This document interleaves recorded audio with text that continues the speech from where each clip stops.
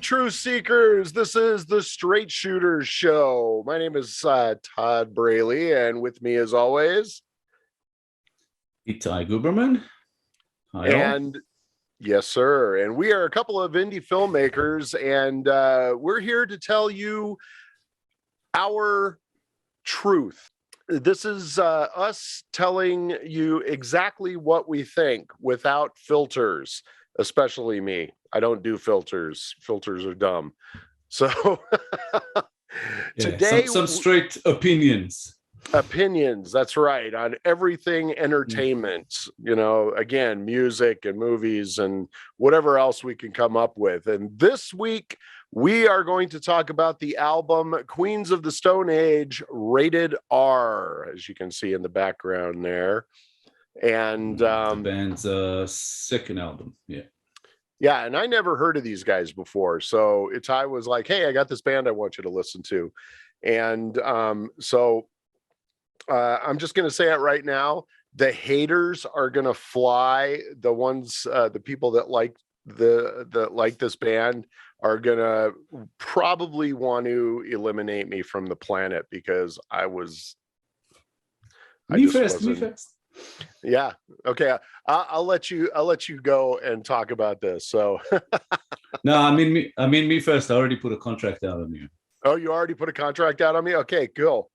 Just as long as I know, just be looking over my shoulder. Queens of the Stone Age. As if an indie filmmaker can afford to put out a contract on anyone. Yeah, exactly. It's like, look, dude, I can give you a keg of beer and a copy of my movie. And a copy of my movie. That's all we have. Maybe a T-shirt. Yeah. Is it going to be Blu-ray or DVD? I can only do DVD, man. Well, do I get a case? Is it print? No, it's handwritten in a plastic jewel case that I stole off the shelf from a CD that I lost. I made it at home for you. That kind of thing. Yeah, I made it at home. And a mixtape. We'll throw in a mixtape. There you go. That's awesome. Well, I'm gonna let Itai kind of like run the show on this one because again, I had never heard of the band and I started listening to this album and it was just kind of one of those things, you know, and we were talking before we came on and I just kind of said, you know, there are albums by groups that I love that I can't stand. So and this was one of those albums that I hadn't heard these guys before and when he asked me to listen to it, I was trying really hard not to skip through the songs, but I couldn't do it. So, but I'll let you. Would be interesting to see how you sort of rank them, you know, from terrible to kind of potentially maybe okay to listen to half the song and skip the rest. Yeah, that's about where I was. So I'll let you go ahead and I'll let you run this part and then I'll just chime in. I'm actually not surprised. I think that's why I was kind of trying to follow up with you a few weeks before. You know, have you listened to the album? Have you listened to the album? Because Queens of the Stone Age are, with some people, I wouldn't say necessarily a lot of people, but with some people, they're kind of like a grower kind of a band. They either grow on you or they don't, but some people don't straight away take a liking to the music. They need to kind of go deeper, listen, you know, get to know what they're listening to. And this one is also, it's a sort of a concept album. And I have some criticism about that as well, because I don't think that it all works as a concept album, but it's still one of my favorites. But yeah, they're sort of a band that came out of a couple of other bands. The big one was a band called Caius, where Josh Homme, who's the Queens of the Stone Age frontman, he was in Caius, and then he started Queens of the Stone Age, gathered some musicians around him, and the lineups have sort of changed over the years, but yeah, he's a constant. They even had Dave Grohl do drums on one of a later album or two. Oh, okay, that's cool. Yeah, I saw them live here in Melbourne. I can't remember what year it was, but it was a while back. Unfortunately, no Dave Grohl in that one, but they did have the late great Mark Lanigan with them, so that was a huge treat for me to see him live. I mean, I saw him live later as well, just with his Mark Lanigan band, but yeah, he passed away about a month ago too. Oh wow! So yeah, and he, to me, is one of the greatest sort of voices in rock all time. And he does mainly backing vocals on this, aside for one track where he takes care of at least the chorus, if not the whole song. So yeah, the concept here, which a lot of people might not take a liking to, it's a sort of a stoner theme. Josh Homme, coming from a sort of a stoner rock kind of bands in the past, I think this album is a bit sort of tongue-in-cheek. I think he kind of pokes fun at the whole subgenre a little bit, even though this whole album is in that subgenre. So yeah, but I don't know. I just like them. I like their sort of grungy sound. It's a little bit sort of a dirty kind of sound. Not everything is clean, and I kind of like that. A lot of bass. Yeah, a lot of grind. That was something that I noticed a lot with the guitar too. I mean, a lot of the guitar stuff was just, I don't know. For me, I don't mind distortion, but some of it was just like way for my taste, just way over the top. I think that was one of the other things that really turned me off, especially when "Feel Good Hit of the Summer" comes on, the guitar, the distortion on that, it was just so, it almost sounded garage bandy, I mean, like literally they recorded it live in a garage. So I mean, again, that's just my taste. Yeah, well, I'm it's good. Like being there live. as soon as that comes in, that excuse me. Yeah, band. The crowd just goes nuts. It's just awesome. Yeah, I don't know. I took a liking to that particular song right off the bat when it was released. Because again, I felt that it was, tongue in cheek. I thought it was a bit jokey. I didn't think it was, glorifying drugs. The lyrics to the song are just all basically nicotine, Valium, Vicodin, marijuana, ecstasy, and alcohol. That's the lyrics of the whole song. It just keeps repeating. And again, it's tongue in cheek. It's meant as a joke. People who thought that this was meant as a serious thing, they're basically not in on the joke. So I guess a lot of people are not going to like that. Right.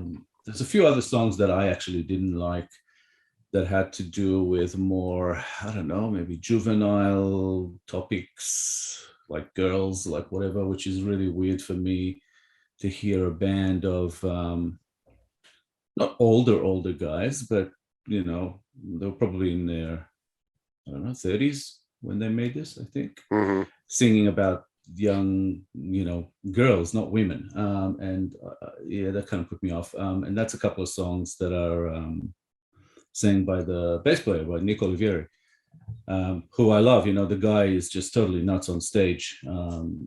But the songs that he sang on were my least favorites. But yeah, I don't know. Let's get into it and see how how we both felt about this. I think we could probably take our list and maybe flip them upside down, and that'll be the order.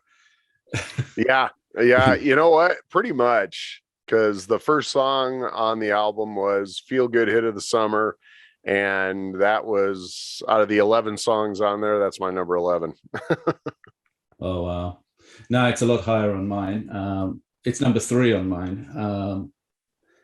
Yeah, I already talked about it, so there's no point repeating that. But to me, like, the number 11 song was not a bad song, but it also, I wasn't sure if I could classify it as a track. and that's one that you probably liked because it had no lyrics. It was just No vocals. no, yeah, well, not well, yeah. It's just an instrumental, and my problem with it was that it's a nice track. I mean, I like all the songs on this, but if you're going to have an instrumental as a track on its own and not just some sort of a tag along to another track, um, then you kind of need to make it stand out a bit more on its own. You know, we've had a lot of instrumentals, not a lot, but a few instrumentals become big hits sort of over the years, you know, even from Vangelis, you know, Chariots of Fire, and Axel's theme, Axel Foley's theme, yeah, from Beverly Hills yeah, Cop, and Lily was here from what's his name, Stewart from the Eurythmics, oh and yeah, and well, Kenny G, you know, the theme to St. Elmo's not for Fire. everyone. Yes, Can so you tell how old but we those are? but those all stood sort of on their own as a song. They went for, you know, probably a few minutes, and you could get along with it, and made you feel something. The track on this one, it's Lightning Song, and it just doesn't have enough character, and it doesn't go on for long enough for me to be a track. So I rated it as my number 11. Again, not that I don't like it. It's just Right. out of this list, I had to kind of drop it down on account of not really being a full track. Yeah. Well, where is it on yours? that was my number one. Number one? That's almost spiteful. That's like I said, the haters are gonna come after me, and they can come after me. I don't care, because fair enough too. You know, get him, guys, get him. It's all subjective, you know. It's like when you tell people that you love The Godfather, and then your wife looks at you and go, "Oh my God, I hate that movie." What are you gonna do? You know, you can't. Divorce. Well, yeah, you could, but is it really worth it? So, true. Yeah, that was my number one, was Lightning Song. So right. there you go. Show's over. And we definitely flip flop those. Your 11 is my 3, and my 11 is your 1. Yeah. So what's your 10? 10 is The Lost Art of Keeping Secret. The second one. I don't know, man. They're just, I didn't. Oh my God. That's my number 1. It's like, oh, I'm gonna have a heart attack. That's an awesome song. Just an awesome song. Well, I love that song. Just fantastic. Yeah. Well, I mean, if you want to, you could talk about why you loved it. I don't know, man. I didn't like this album at all. I didn't like the band, and I really tried. I tried. No matter what you think, I tried. I think it wasn't long enough, but you know what I mean. Like, if you listen to it, I guess it's a good thing, because your ranking here is almost like a reaction video. You know what I mean? It's like almost like seeing it the first time. Yeah. You listened to it last night, the night before, whatever. You didn't have time to actually. I tried listening to it twice, and I just. That's okay. I think I suggested this album was my pick, obviously, right, because of conversations we've had in the past about music, about rock, about our feelings towards sort of grunge bands, and they are in that group. I felt the grunge part of it. I mean, it's not from a lack of going, I mean, I was a grunge hound. I was Nirvana and Pearl Jam and Stone Temple Pilots. In fact, I like later Stone Temple Pilots, Alice in Chains. I didn't mind first Alice in Chains, but I like later Alice in Chains even better. And I don't know. This just didn't click with me, man. I just didn't. It just wasn't. Okay, so that didn't was like it. your number 10. So my Yeah. number 10 is Quick and to the Pointless. Okay, why didn't you like that? Or Well, why is it number 10? This is one of the songs that was sung by Nick Oliveri. I think something about I thought it was a bad fit for this album as a concept album. Mm-hmm. It's again, it's not that I didn't like it. It's just I rated it lower than others. And again, it hits on topics that I thought were a bit cringy for a band of sort of I can't even remember exactly how old they were, but I always see them as somewhere in their 30s older. This album. Yeah, talking about topics that are just for something I'd expect from bands like Blink-182 and A Simple Plan and those kinds of bands. Right. Which I have nothing against. I like Blink-182. I like a lot of their songs. It's all in good fun, but that's what those bands were about. Yeah. I don't think that's what Queens of the Stone Age are about. Hopefully in the future, actually, we'll do other albums of theirs, and I think you might have a different opinion about those because again, this song especially, and another song on here, which I think is my next one down or up, my number 8. No, sorry, my number 9. It's Tension Head. Tension Head and Quick and to the Pointless are two songs that I felt did not belong here. And again, they're not bad. Nick Oliveri's vocals are very, very different to Josh Homme and even to Mark Lanegan.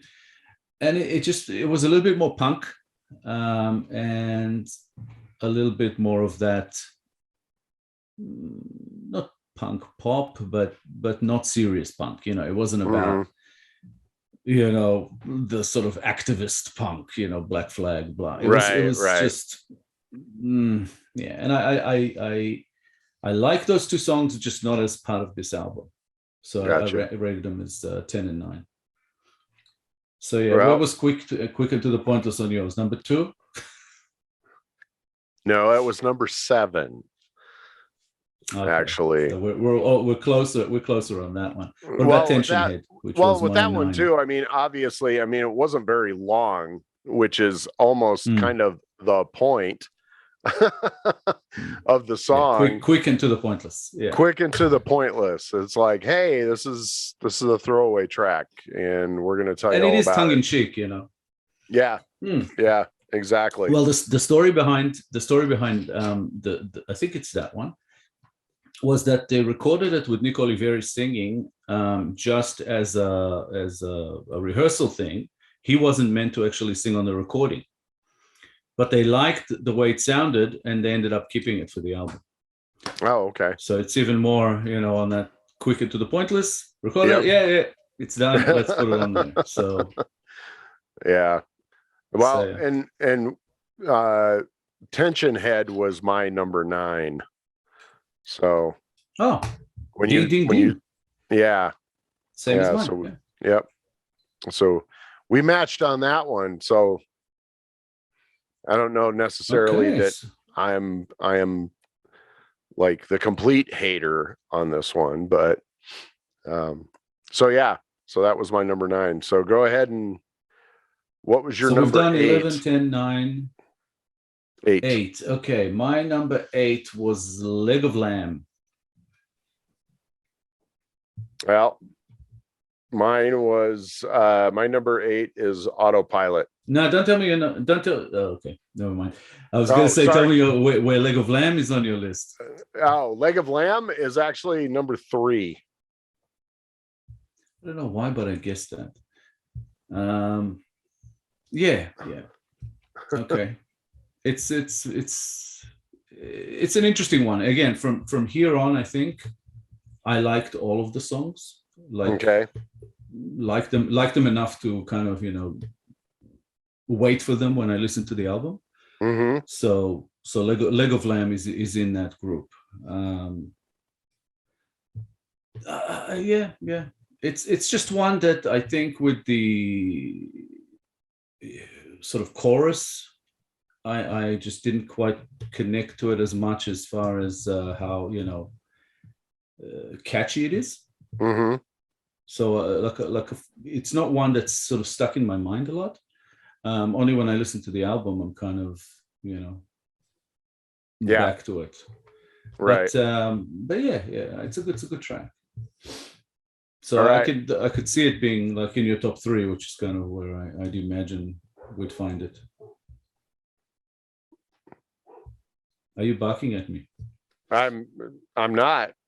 I'm pretty surprised that there is barking. That dog is never outside this time of night. So is that a neighbor's dog? Yeah, it's a neighbor's dog, but they're not home, so there's not a lot I can do about it. So we'll just hi dog. Cool. We'll have some barking in the background and pretend that we did it on purpose. So then we can talk. Hey, then we could just skip and just go to the Baja Man.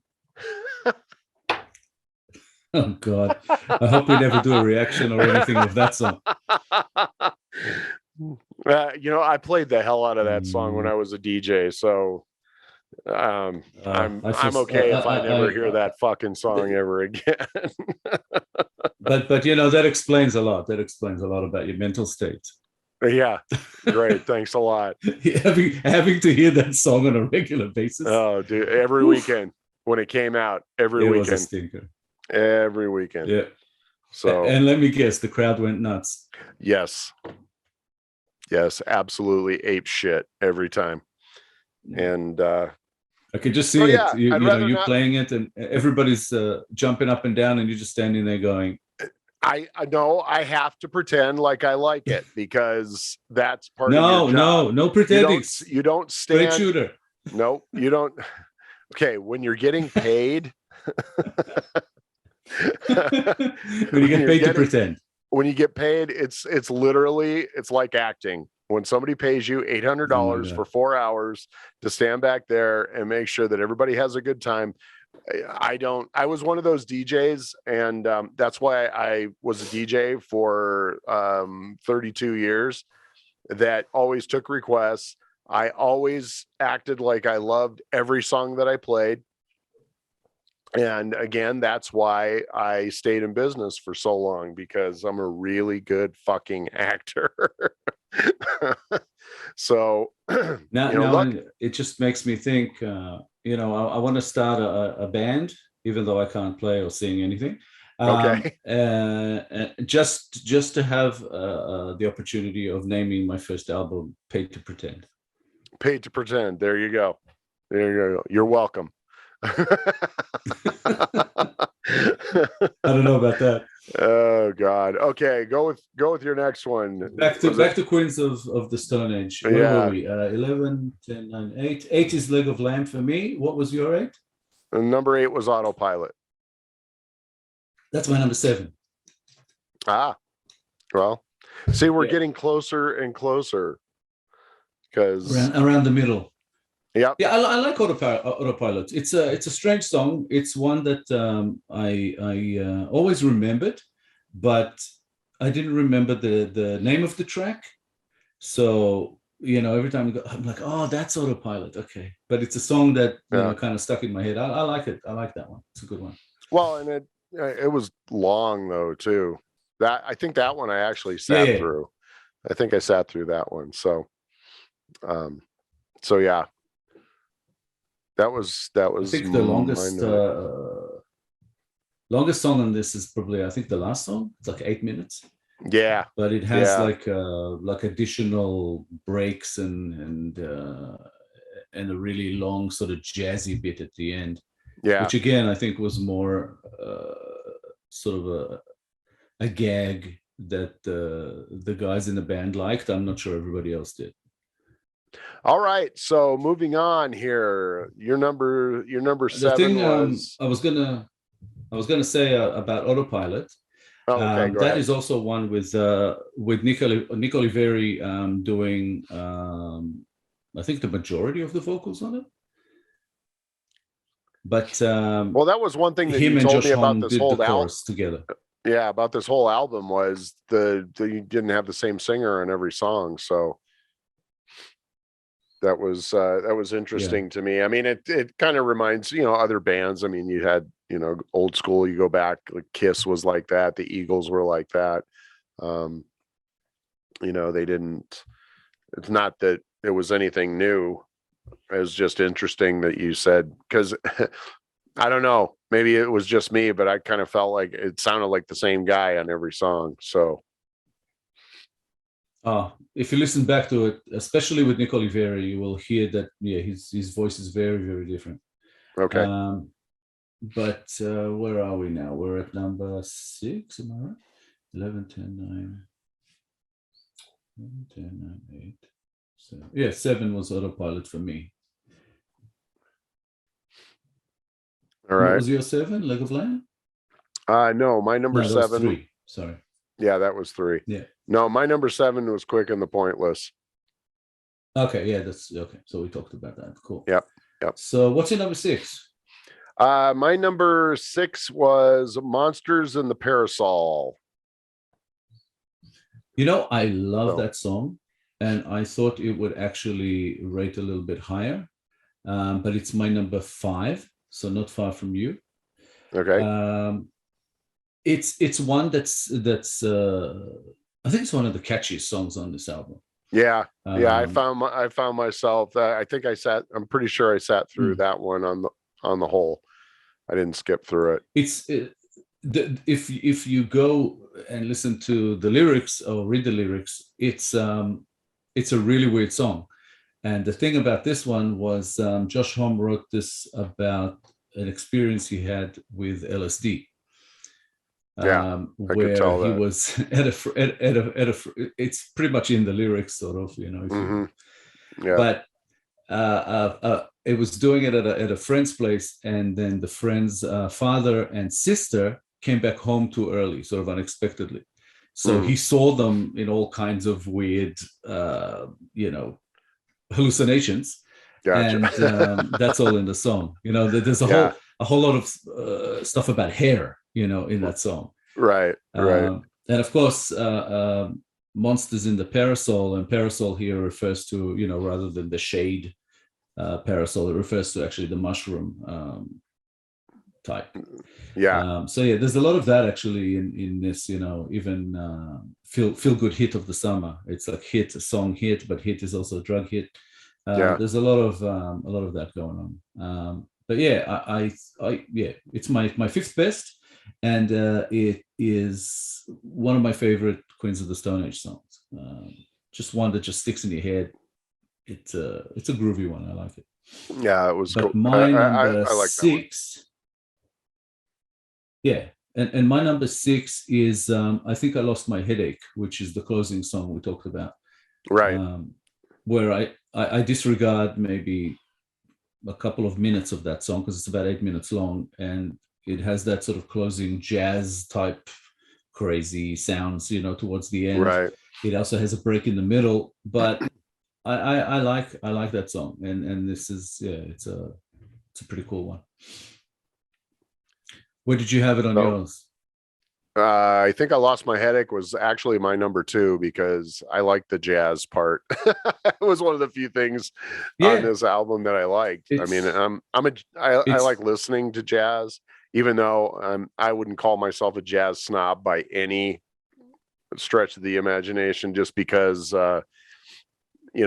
when I want to listen, when I want to listen to jazz, it's not like I go, oh, I want to listen to this or I want to listen to that. I just put it on, and if it's instrumental or if there's the lyrical side of jazz, I mean, I don't know, I just put it on and I listen to it because I like it, regardless of I like a lot of jazz. I used to listen to Coltrane a lot, and it's just when it gets to acid jazz, experimental jazz, sometimes it loses me.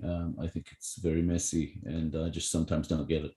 So I've been to some clubs when I went up to Seattle many years ago with my first wife. We went to a couple of jazz clubs while we were up there, and a lot of it was the experimental stuff. And I the stuff that I saw and the stuff that I heard was just like so different. It was really it really heightened my love for listening to jazz music. So but I'll take all of it. My favorite, if you really want to dig, my favorite jazz music would be the old stuff, the old school stuff. I mean, back from the 30s, 40s, early 50s kind of stuff. Yeah. Well, later, but yeah. Yeah.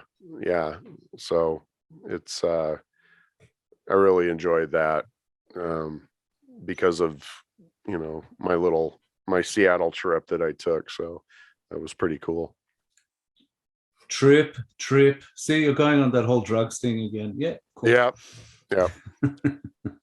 Yep. This whole album is a bit of a trip, but yeah. So I think I lost my headache. My number 6 and your number 2, you said, yeah? Yes, sir. And then okay, so 5. Monsters in the Parasol was my number 5. Was your number 6? So what's your number 5? No, my number 5 was Better Living Through Chemistry. I just like the title. My number 4. yeah, it's a great title. It's also a great song. Again, sort of fits perfectly with the theme of this album. Mm-hmm. I think that title was actually stolen from somewhere. Yeah, it sounds like it. I wonder. I think it's not something they were hiding or anything. Right.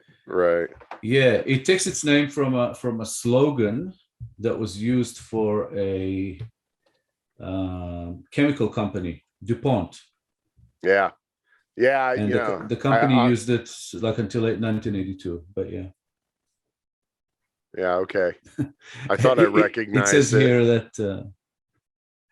It says here that when in one of the shows, Josh Homme introduced the song in a live performance, saying, "Here's a song about drug use," which they all are, but yeah, from this album. No, really? You're kidding? Yeah. No, can't be. So, but that just goes to show you he's got a sense of humor and what this album is kind of all about. It's very tongue in cheek. It's not to be taken too seriously.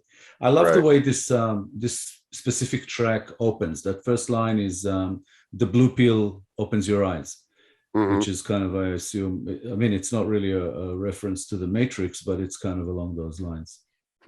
Or Viagra. Well, I don't know if Viagra will open your eyes, but then again, I've never tried it before. So just threw that one out there because that's a blue pill too. True. So that was your 5 and my 4. What's your 4? In the Fade. In the Fade. See, that one was very, very close to being my number 1. Gotcha. I ended up flipping it, and like I said before, The Lost Art of Keeping a Secret ended up being my number 1 because it's just a song that every now and again pops into my mind. I keep singing it. I really like that one, The Lost Art of Keeping a Secret. In the Fade is my number 2, and one of the main reasons is that it is sung by Mark Lanigan, and I just love his voice, and in this song has a particularly sort of eerie kind of part to it, now in hindsight since he's passed away. Right. Just trying to get the lyrics. I don't want to get it wrong, so I'll just bring them up. Let me see. In the Fade.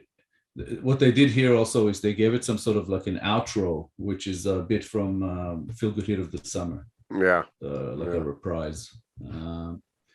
Yeah, he sings a lot of the song is "Live Till You Die." It says, "Live till you die, I know." That's the chorus, or post-chorus, as they call it here. Okay.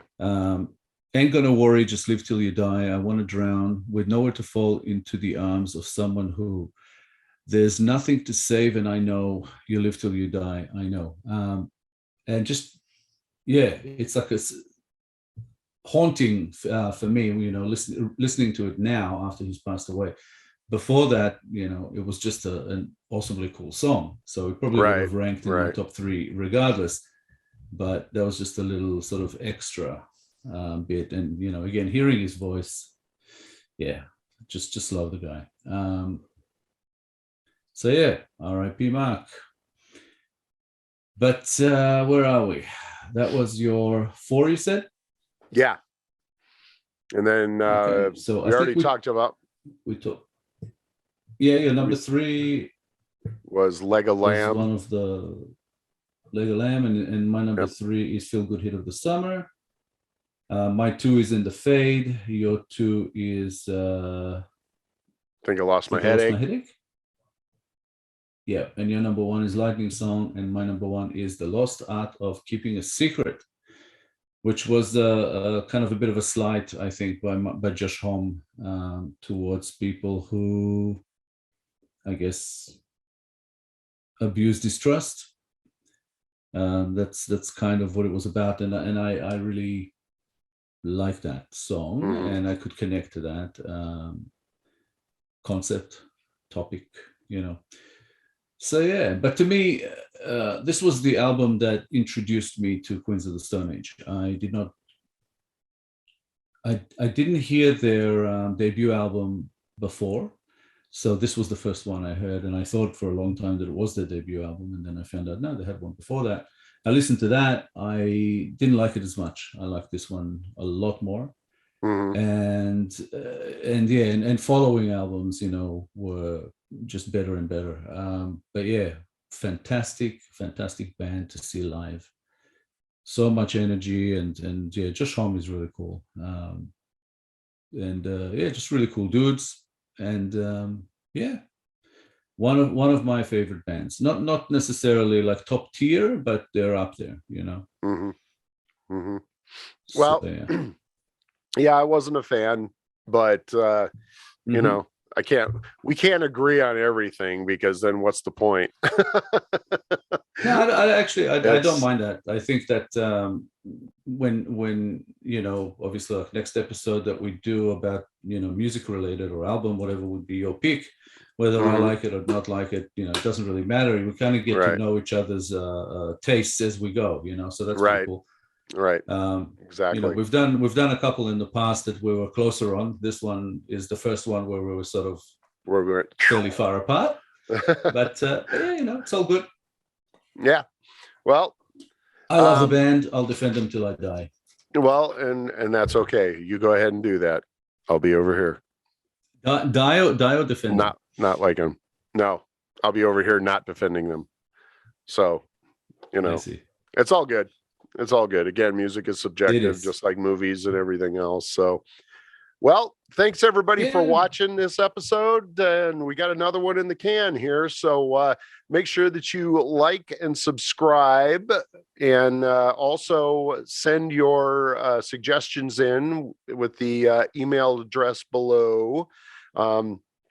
Make sure you go check out my indie productions.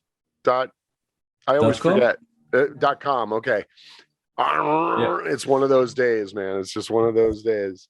So yeah, check out myindieproductions.com if you want to see more about what Itai and I do, and just type our names in the search on the My Indie Productions website, and our information will come up. You can actually has links, because Itai is really good at putting together his site there, and you can watch our movies on that we've done in the past, and some, yeah. So yeah.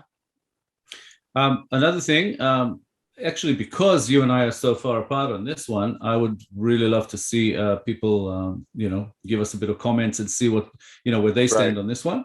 Right. And So real I'll probably also comments, include not the link to the album. yeah. And not hey Todd, you're a dick because you don't like that, because that's not a reason. So I see that so many times in comments of stuff, when somebody talks about not liking something, and of course social media is the place where we all are the keyboard commandos, and we're all fighting and arguing and hiding behind our keyboards. So yeah, I mean, if you like this band or you like this album, we want to hear why, not just hey Todd, you're a dick because you don't like it. So keep the comments constructive. Yeah. I don't mind if you call me a dick, but I don't either. Stick to the topic would be better. But yeah. Yep. And then make sure that you share this with your friends and your families, your moms, your dads, your aunts, your uncles, your dogs, your cats. Share it with everybody so we could get the word out more about the Straight Shooters show. So thanks again for joining us. My name is tune in Todd for Braley. The next episode where we do who let the dogs out. Yeah, we're gonna talk about the Baha Man album. Oh, there's an album? Fuck no. Yeah, there's a whole album, dude. There's a whole album. And as a DJ, now I can see it. Now people are going to request it. Well, now people are going to request if they do, if you want to hear us do, you know what? I don't care who the fuck suggested it. The answer is no. No, N-O. No, the answer will be yes, but we'll probably trash the crap out of it.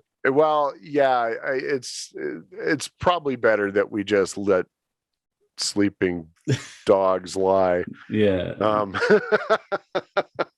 Or sleeping who let the dogs lie. I don't know. That's okay. Now the puns are getting stupid, and we're getting stupid. Yeah. So anyway, but I'm curious to see what our next pick will be for this. So yeah, I have to pick the next album. So watch out, because who knows what it'll be. Should be fun. Who knows? Should be fun. We've done a few so far, and it's all been pretty cool. So yeah. Yep. No complaints here. Again, my name is Todd Braley. I'm Itai Guberman. Thanks again for joining us on Straight Shooters, and we will see you next time. See you soon, people.